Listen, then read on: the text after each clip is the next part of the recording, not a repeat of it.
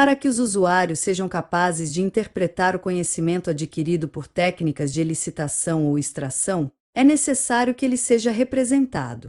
A representação de conhecimento pode ser realizada por sistemas de combinações sintáticas ou semânticas, que sejam eficientes na explicitação e permitam seu compartilhamento. Mas, para que o compartilhamento do conhecimento em larga escala seja efetivo, é necessário um sistema de gerenciamento de conhecimento, com o qual se possa facilmente armazenar, recuperar e manipular as representações de conhecimento.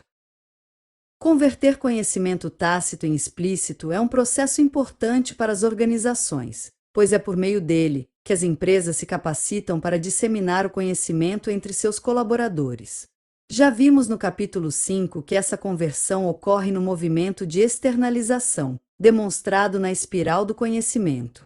A combinação, que ocorre posteriormente à externalização, nada mais é do que a ampliação da base de conhecimento explícito da organização, que é construída coletivamente. Para que o conhecimento seja convertido de tácito para explícito, é necessário utilizar um artifício que possa representá-lo.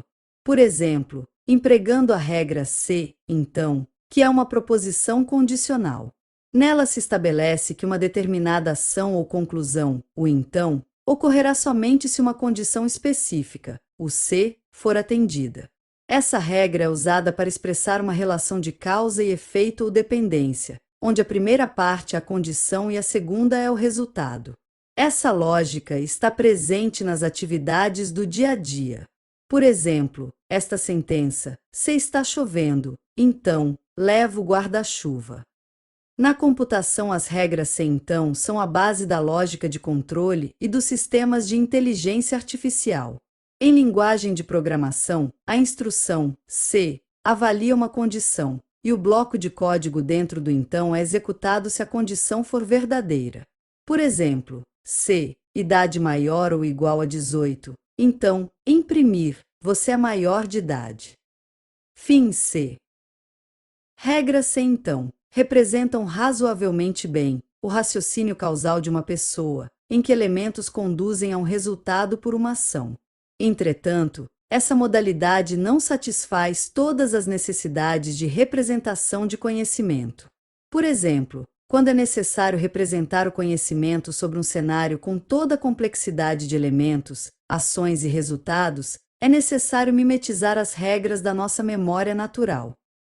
Esta é a representação do sistema de recuperação de memória que lhes apresentei no capítulo 2 do livro. Aqui é possível entender a complexidade da memória declarativa, onde são construídos cenários compostos por conceitos e regras, que em boa parte são semânticas. Elas são recuperadas pelo executivo central e compostas como uma estrutura relacional estática na memória de trabalho, e buscam responder à pergunta: o quê? Isso é bem diferente de uma regra de controle se então, que busca responder à pergunta: como? A questão é que o conhecimento declarativo ocupa muito a memória de trabalho, pela quantidade de regras semânticas que possui. Por essa razão, a representação desse tipo de conhecimento é feita preferencialmente por meio de representações gráficas, e é aí que entram os mapas conceituais.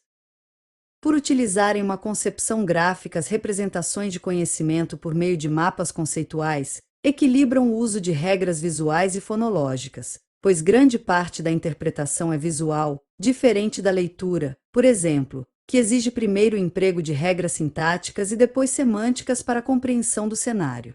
Além disso, as regras visuais não restringem a direção do fluxo de consciencialização, pois é possível iniciar a leitura de qualquer ponto, sem perda do contexto. Cada representação, então, será uma unidade de conhecimento, que com o emprego de algum mecanismo computacional, poderá ser armazenada em bases de conhecimento, para que depois possa ser compartilhada e utilizada. De modo geral, uma base de conhecimento é a parte de um sistema de gerenciamento que armazena conhecimento sobre determinado domínio de aplicação. Para entender essa característica, é importante reconhecer as relações entre o conhecimento, informações e dados. Dados são sequências de símbolos, que podem ser descritas por representações formais, mas que isoladamente não possuem significado. Podem ser numéricos, textuais, sons, imagens, vídeos e outros. Por outro lado, a informação é o dado ou agrupamento de dados em um contexto, que resulta em algo significativo pela presença de semântica. Finalmente, o conhecimento é uma abstração interior, pessoal, de algo que foi experimentado, vivenciado por alguém ou construído por meio de conjecturas.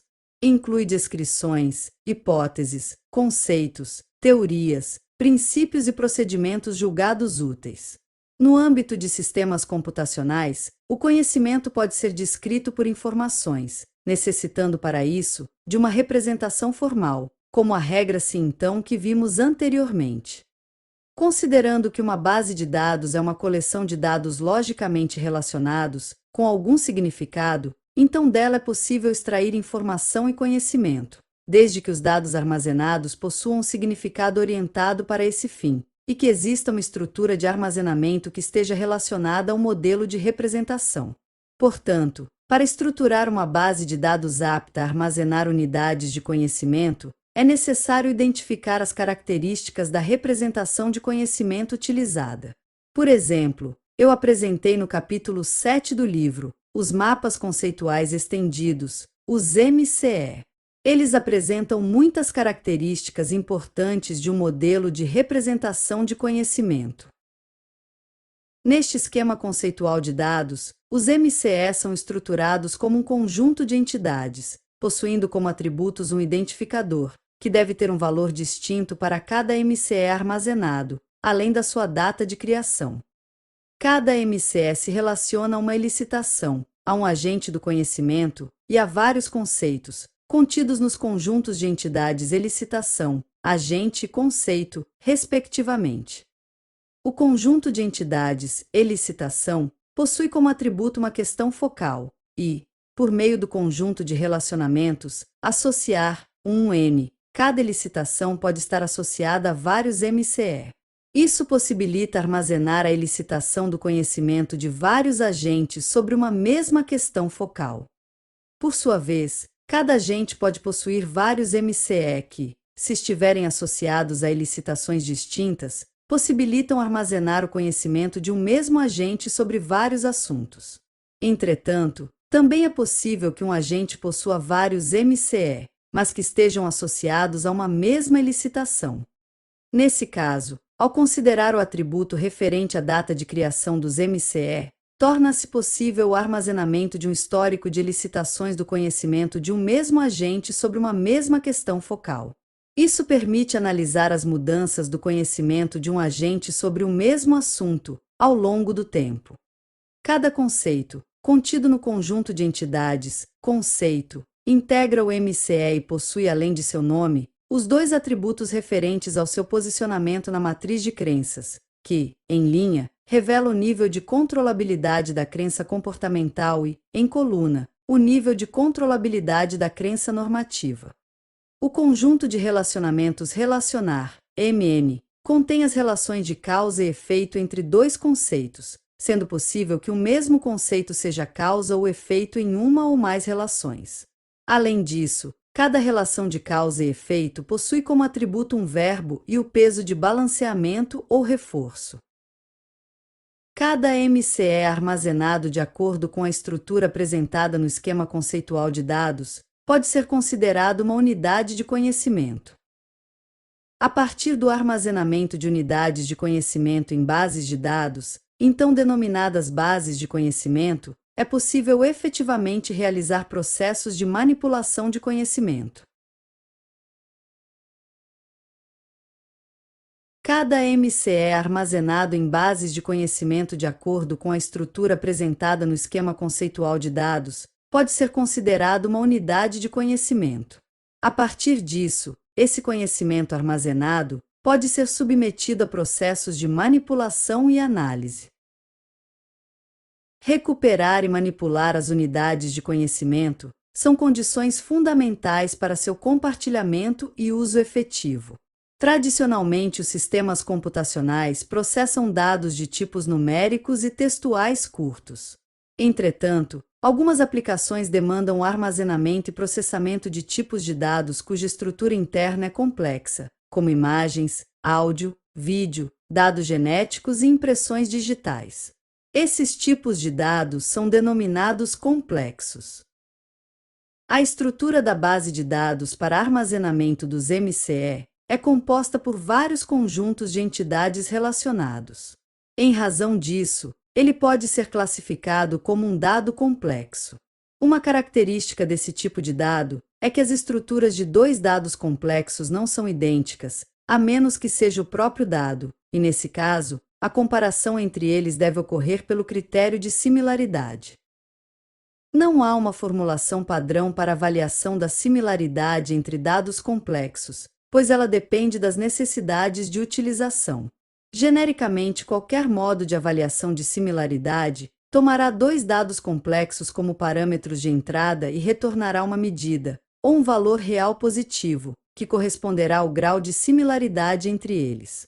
Esse tipo de avaliação é realizada por funções de distância, que são algoritmos computacionais que recebem dois dados complexos de um mesmo domínio de aplicação e retornam a distância, ou grau de dissimilaridade entre eles. As consultas por similaridade envolvem um objeto de busca que é o centro da consulta, e a partir do qual se deseja encontrar os mais similares, uma função de distância e um conjunto de parâmetros dependentes do tipo de consulta a ser realizada. Os tipos mais usuais de consulta são consulta por abrangência ou range query, que recupera todos os objetos similares a um objeto central de busca, até uma distância máxima estabelecida, ou raio de busca. O outro tipo de busca é consulta aos cavizinhos mais próximos, que recupera os objetos similares mais próximos a um objeto central de busca.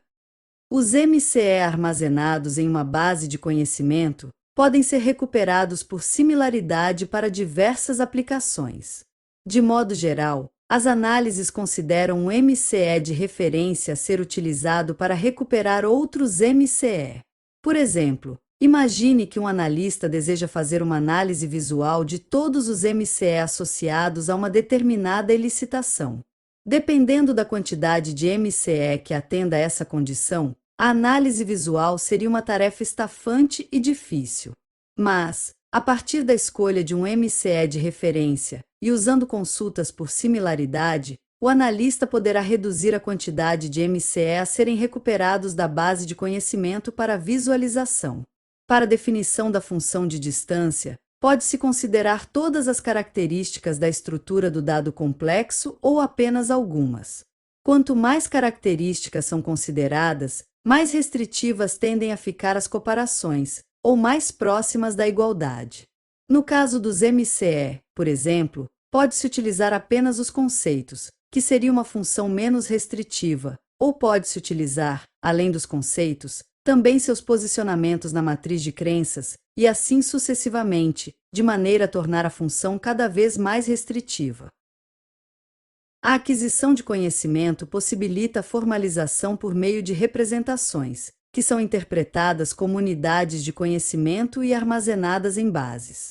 Isso permite que possam ser recuperadas e manipuladas, de maneira a possibilitar o compartilhamento e a utilização do conhecimento de forma coletiva. O armazenamento e a manipulação de unidades de conhecimento por sistemas computacionais são dependentes do tipo de representação de conhecimento, e, em razão disso, a escolha do modo de representação é essencial ao projeto de soluções tecnológicas para dar suporte à gestão do conhecimento nas organizações. Este é um resumo do capítulo 8 do livro Uma abordagem interdisciplinar da gestão do conhecimento, disponível na editora Unicamp.